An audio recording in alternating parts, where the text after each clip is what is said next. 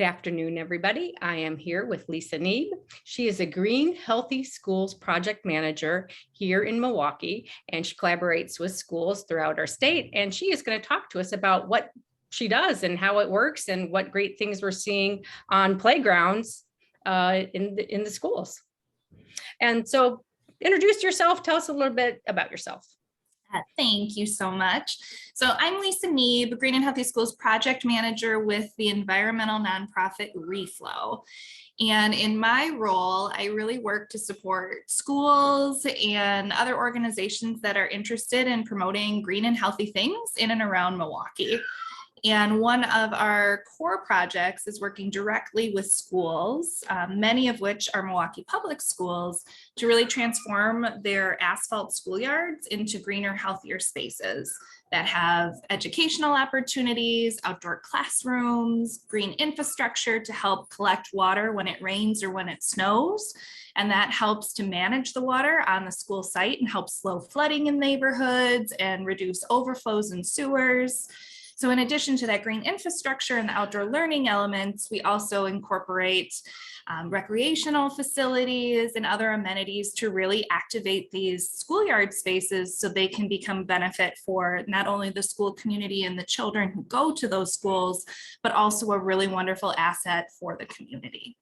And here in the near west side, we are lucky to have Story School as a school you're partnering with. Can you share a little bit about what's going on there? Absolutely. So I think I might go to, I'm trying to think if it makes more sense now to have a page for Story. Oh, cool. Okay. I think I'm going to go here. So I know, Elizabeth, thank you for dealing with us.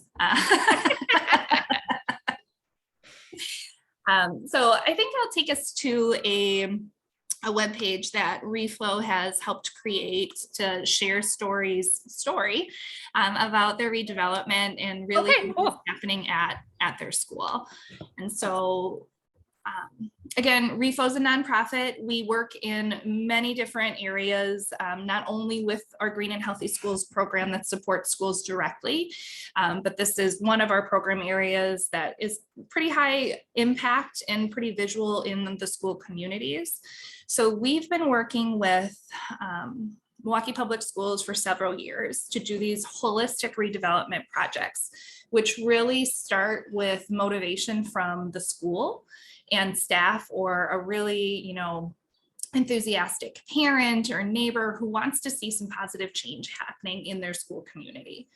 And schools apply to be considered for the redevelopment process. It's a very equitable process. It's an easy lift application.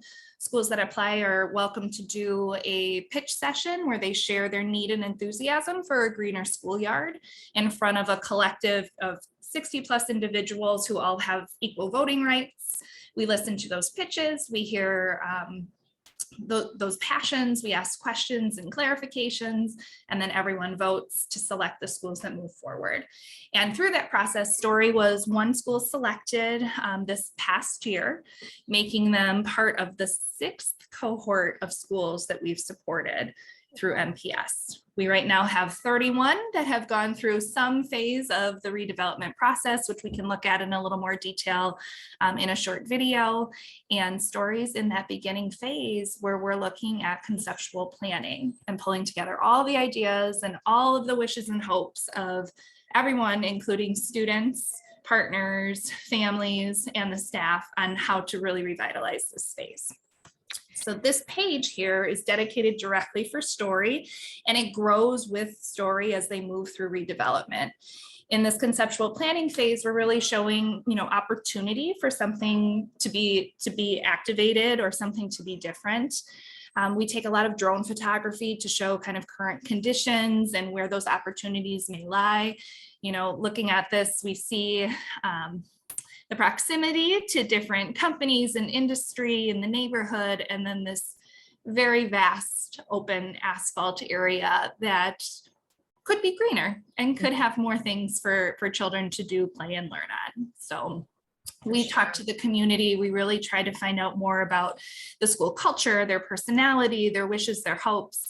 and then really tie in those elements that are already making that strong community, something that we can bring outside of the school and into that schoolyard space outside on the playground. So these are just a few images of what Story's current conditions look like. And when we look at this, we see so much opportunity for other spaces and other places to play and to manage that stormwater, which is really what Reflo is organized to do, is to manage stormwater where it falls. We work with the school community. We do outreach events to pull in as much information and feedback from community members as possible. And then on this page, we also are very transparent with the stage that every school is in. We have links to different things. This is the plans in progress, which would take you to a photo folder that shows the current conceptual plan drawings and what these spaces can be. So anyone can download them, look at them in more detail, email me with your thoughts, comments, and questions. We try to really incorporate into the design because we want it to be as useful and meaningful for all that will use it as possible. So this is an overview of the current plan. We've been meeting with Story monthly since the beginning of 2022, taking a little brief break here over the summer for summer vacation, but incorporating all those ideas that we've been hearing from the school community as we move forward. And then we work really closely with Community Design Solutions, which is the graduate school at UWM that has urban planners and architecture students who help create these really beautiful renderings to help us visualize and really feel these spaces that we're talking about potentially building in the future. So this is a rendering showing, you know, a more mindful space, a new walkway into and out of the schoolyard with lots of grass, some hills, some topography, just some different variations of things to take that very flat space and give it some character and some really interesting places to learn, as well as increase biodiversity on the schoolyard. And then this is an image of what a potential outdoor classroom may look like on Story School site as well. So really thinking through how teachers and staff can use those spaces as an extension of the school and build those pieces in. And, you know, when we looked at that drone photo, seeing the proximity to parking lots and proximity to business, thinking through creative ways that we can green even some of the fence lines to help provide more natural barriers and make these spaces feel more intimate and more focused on what students will be doing when they're in the classroom. And then I think that might be my last rendering at the moment. I think I have an overview one. Sorry, I'll go over here. Oh, wow. Yeah, so I probably should have started there. When you think of, you know, current condition, I'm gonna pop screens real quick here. But you know, if this is the current condition drone image, and if we overlay that with what the potential can be, there is a drastic shift in the feel and the use of these spaces. And all of this happens through collaboration and continued communication and support, not only from the school who initiates the conversation, but from all of the supporters that come together to really turn these ideas and these visions into the reality that we are seeing built across the city now. And I'm really excited to share that we have active construction happening at 5 schools right now in MPS. When those schools are finished with construction at the end of this summer, we will have had, I'm gonna mix it up now, how many total schools redeveloped? 19 schools, I think, that have gone through the full process, from the ideas, the conceptual planning, fundraising, design and build, into activating those spaces through maintenance and stewardship. Wow, that is amazing. So then it takes about 5 years to walk through this process? It's 3 years plus. So we do a full year of conceptual planning, a full year of fundraising, and then in that third summer is when construction actively goes on. Working with the school district, it's really important that we kind of thread the needle in that window of time when we're not impacting student learning. And so construction happens really fast over the summer season, with the ultimate goal that the project is complete or very near complete when students come back to school the next school year. Oh, very cool. Are students engaged in any part of that process as far as getting literally their hands dirty and helping modify that playground? They're definitely engaged in the conceptual planning process. And so we do outreach events where we'll come to the school, we'll gather, students together, we'll ask for their ideas. We want to see their ideas, and we'll capture those in sketches and really cool drawings and talk to kids and really write down what they're thinking. But we really encourage all ages. And Story is a unique school because it's kindergarten through 8th grade. So we're hearing perspectives broad and wide on what each of those grade levels and those, physical abilities are looking to do out on their schoolyard. This was a really fun event. We worked with some kindergartners that were just the most adorable little people and just creative and working together and collaborating just like grown-ups and professionals do to bring these ideas into reality. And so they're definitely involved throughout the planning process. And we encourage people and students alike to be part of the fundraising to help, raise smaller bits of money like on the school level. And then Reflo works really closely with our partners and MPS grants department to raise the larger grant funds that are needed to turn these dreams into reality. Each year working together to raise about $3 to $4 million for a full cohort of schools to move forward into construction. And then it's really up to the school and all the different opportunities that we can get approved to have children participate in any of the construction or meeting the construction workers or the engineers and really tying together as many career connections as we can with youth, especially when they're seeing that happen on their schoolyard. And Reflo does a nice job. We collect a lot and document a lot of the process. So we're constantly taking, photos of different stages of development. We have time-lapse cameras that are up that capture, some of the heavy equipment and the different careers and the way people are working to transform that space. We have that on camera, we have it on video, and then we can help arrange those conversations with the people who are doing the work to share that knowledge with the students in the community too.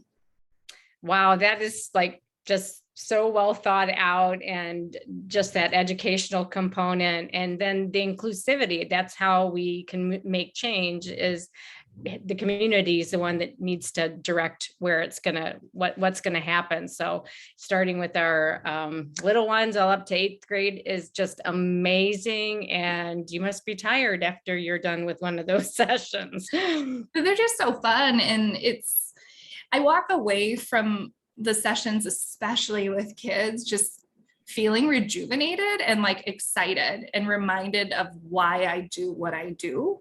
Mm-hmm. It's amazing how,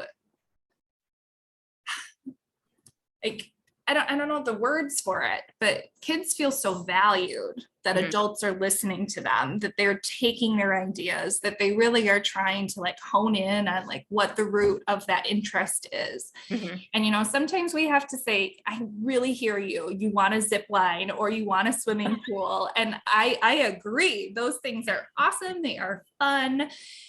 They probably can't happen on your schoolyard, but let's talk about like, what do you like about those things? So you like the big movement, you like being able to move through space to space. So how can we then go back to the design and come up with a way where you're still experiencing those types of movement, maybe not on a zip line, or maybe not like traversing a really tall climbing wall, but we can still help incorporate those features to meet the needs of what people are looking for. Yeah, that's so cool. Oh, amazing. I think answered every single question we talked about in advance and really described it well. The one thing we haven't talked about is your actual educational background and how you got where you are today. So I'll stop sharing here. So I have always been in environmental education. For the past 15 years, I've kind of bounced around within that realm. So I have a degree in conservation and environmental science, as well as biology from UW-Milwaukee. And with that, I started working at Discovery World out of college in their summer camp program. So I was coordinating and managing the camps throughout the summer. And then in the school year, I was doing the science-based and inquiry-based field trip programs at the center. And then as that kind of morphed, I left Discovery World to follow a childhood passion of being a marine mammal trainer. And so I actually, I'd been volunteering at Oceans of Fun, now Ocean Connections, which is the Seal and Sea Lion show at Milwaukee County Zoo, for like 6 years. And finally they're like, would you like a paid position? And I said, absolutely. Love it. Yay, that's so cool. And so I transitioned to being marine mammal care specialist, and that. Oh, he doesn't like to see it. Like, you left us, that's why. Ruby, come here. Come here, pup. Thank you. But so when I took that position, Chica, she's just so grumbly. So funny. Got to get those last words in, man. But when I took the position as marine mammal care specialist, it took me to Hershey, Pennsylvania. And so I actually worked there with seals and sea lions, doing theatrical and educational shows, moving back and forth between the states with the animals, and incorporating education as much as we could. And then I eventually asked to stay back in Milwaukee, moved into a role that was a stronger support for educational programming there, which led me to teaching. So Rubel, come here. Come here. Thank you. But I ended up going back to school for my teaching degree, and I have a secondary life science teaching degree, and I left animal training to go be a science teacher. So I taught high school science for a couple years. Then we moved out of state. I went back to science enrichment programming, really focused on inquiry, working in a science education center for K through 12 students and teachers that we partnered with a research institute so we could bring kids together and with scientists and actually learn from them and go in labs, and these really meaningful connections in the science world, which was really, it kind of goes back to the root of involving kids in these redevelopment projects. It's listening to that curiosity and really encouraging people to ask questions and share their ideas, and finding a way that we can, as a collective, pull all those things together to learn more and to do better for our world. Then I came home back to Milwaukee, and I landed at Reflo in the position I'm in now, which I love because it's building on my experience teaching, working with kids, working with teachers, relationship building, and it allows me to have a broader impact than I would in my own classroom. Mm-hmm. And really, I'm learning so much about green infrastructure and engineering and fundraising and all of the pieces that come together to make these projects reality, and move them forward with really a strong base in networking, resource sharing, and building those relationships, which I just love to be able to connect with schools and all these individuals on the level that I'm able to do in my job. Wow, that's amazing. And yeah, I think it just goes to show you what you don't necessarily, what path you start out on, you can circle back, and that can be part of your life, but just the opportunities and being willing to adjust and make some decisions and kind of go with the flow and look where you're at. And that all started with a science degree and then through there. So that's a great story. Thank you for giving us that, all those details. It's pretty fun. We'll talk about the seals in another webinar. We do have a video that you had shared with me. I can show that and let everyone see a little more of the expansive process, more visually, and then we'll come back and wrap her up. How about that? Sounds great. Okay, I'm going to go share my screen.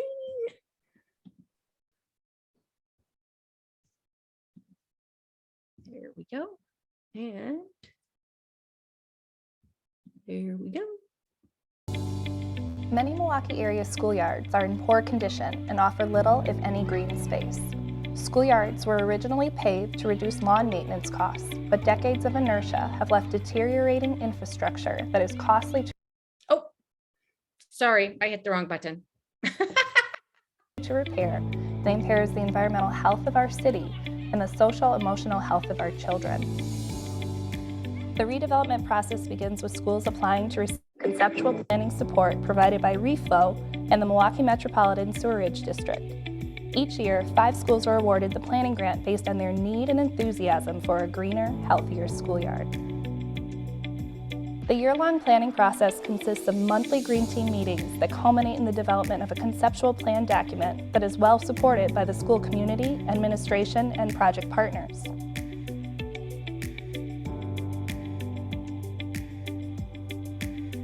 Schools spent over a year fundraising with support from the school district, project partners, and community. School districts hire engineering consultants to create the necessary detailed designs before construction can begin in the summer of the 3rd year of the process. I am not going to litter because water carries trash down hills into the river or lake. I'm going to remind my family that our choices affect more than just ourselves. Everything is connected.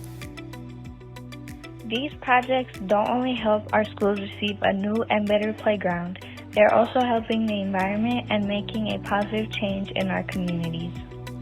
An increasing body of research underscores that students' access to green schoolyards can result in better academic outcomes, increased engagement and enthusiasm, improved social-emotional skills, and decreased childhood obesity.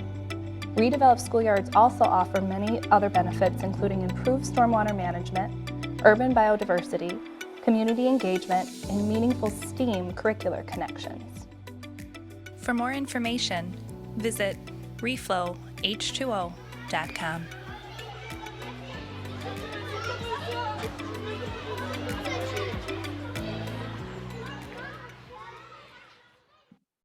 So that video does a nice job really summarizing the multi-year, multi-phase efforts that schools who are really interested in the redevelopment are welcoming themselves into. And they have support from Reflo and so many project partners along the way. We work so closely with the Metropolitan Sewerage District in Milwaukee to provide support, especially in conceptual planning into the fundraising phase. We work really closely with MPS and the grants department and facilities and design work and helping to support through fundraising and grant writing and all of the things that need to be pulled together to take that design and turn it into the built projects that are on the ground. And, you know, what it starts to really hint at the end is the now what. After the spaces are redeveloped, we've incorporated those ideas. We have everybody really excited. Like, we want those spaces to thrive. We want them to be activated. We want them to be used, and really helping, you know, not only the children see the connection to nature and the learning and the play experiences they can have out there, but help educators and families see how you can use those spaces to enrich your life. So Reflo also supports the maintenance and stewardship phase, where we will offer environmental education programming. We can do some model teaching at schools. We've developed these outdoor discovery carts, which are mobile outdoor classroom carts that you can take to any space outside. You can use them indoors as well, but they have multiple writing surfaces. They come with supplies that really support scientific observation and beautification and maintenance activities on the schoolyard. And then we also bring together the larger network of individuals who support green and healthy schools in Milwaukee. It's called the Green Schools Consortium of Milwaukee. And we have a series of events that happen throughout the year, but this August 5th, we will have our 6th annual conference. that pulls together, between 300 and 400 individuals who want to share their excitement, their passion, their lessons learned, their experiences on either going through one of these transformation projects or just how they're doing environmental education at their own schools, or they're looking for resources to start composting, or they're really interested in field trips to a different space. And so the work that I do through Reflo supports that network and does a lot of research sharing and bringing people together to have those conversations and growth opportunities so we can all support each other moving forward. So cool. Wow. And that kind of leads us to one of the other questions. How can neighbors get involved, either with their time, talent, or dollars? All great questions. Because I started to talk a little bit about the conference, I'll share screen real quick and just give a little overview of that. It's a really great entry point for people who are interested in supporting green and healthy schools. Okay. And, as I said, it's a few hundred people who are all coming together for the same kinds of reasons. So this year on August 5th, we'll be at Vincent High School on the northwest side of Milwaukee. Vincent's a really special school. They have an active agriculture program, and they have 70 acres on their school campus, which is highly unique. And so we're using this as our conference setting so we can highlight the really awesome programming happening there with animal husbandry, with urban agriculture, horticulture, as well as food science and agribusiness and culinary arts. So we can highlight the amazing things that are happening at Vincent proper, and then have this really great outdoor space where we can hold environmental education outdoors, and we can have sessions where people can learn from each other and experience these different things in a real outdoor natural space. Vincent also is really unique. They have a 2,700 tree hardwood forest and an arboretum that was put in as part of their redevelopment process in the summer of 2020. And so it helps to highlight kind of the very broad scale and the different things that, maybe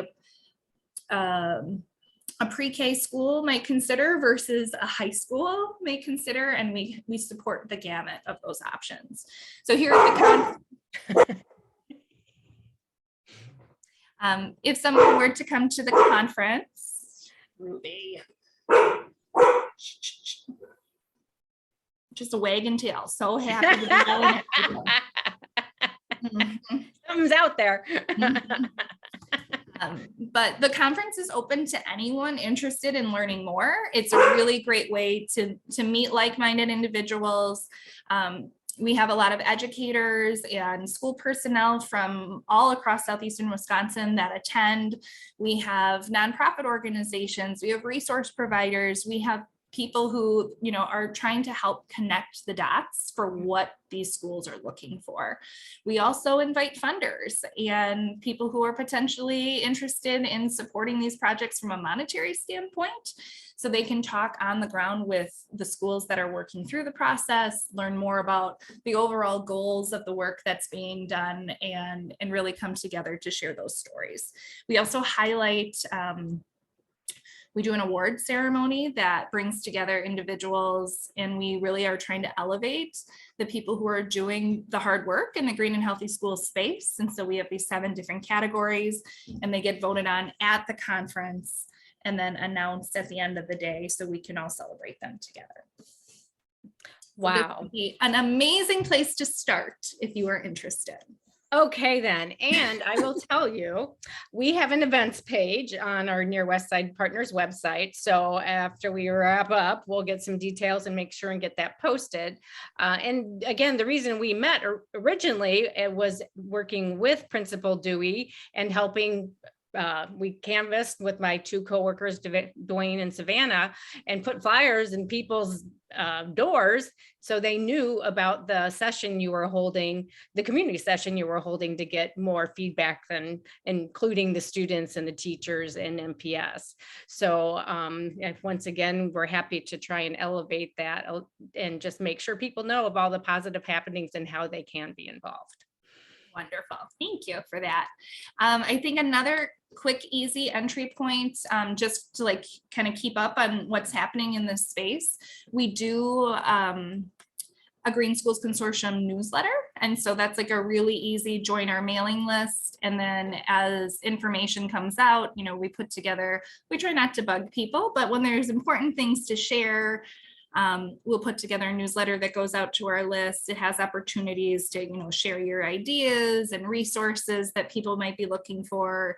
If we hear of other events and opportunities from our partners or others in that Green Schools community, we cross share within our network as well. So those two are really great spaces to learn about green and healthy schools in general. From a fundraising support standpoint, Story School right now is in conceptual planning and won't formally move into fundraising until 2023, but that does not preclude them from raising money now. So Reflo helps support some of the broader and larger scale fundraising, specifically around the green infrastructure. So when we look at, I'm going to go to which picture? This picture here, pretty much anywhere there's green or not concrete or asphalt right now means it's being removed. That's called depaving, which counts as green infrastructure and costs a lot of money. And then all of the green space that goes in is some form of green infrastructure managing the stormwater. And so the bulk of our efforts and the bulk of project costs revolve around that depaving and putting in something greener. So that from like a federal and like state level grant funding standpoint, we have a lot of strong supports in place.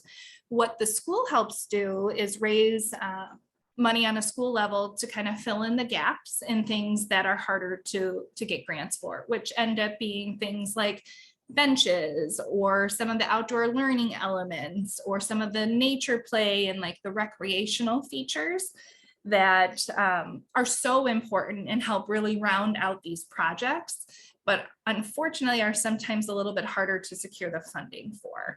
And so if people are interested in supporting that, we can help direct you where donations can be received.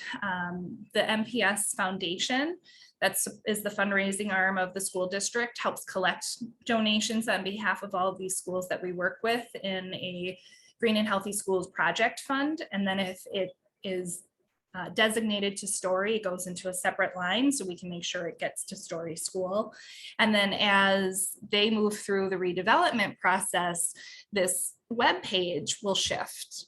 And instead of being in the conceptual planning phase, we'll shift it to fundraising. And then this learn more button actually becomes a donate here button that has a very quick direct link on where you can make that financial contribution if you would like to support the school and make sure that it gets allocated to the school in your community. Cool beans. You guys have thought of it all. Yay. Well, thank you for your time today. This is, again, what we like to do with these webinars is really showcase the positive happenings within our community and beyond. And that's what Reflo is doing. She's the worst. Yeah. Ruby, come here, puppy. Come here.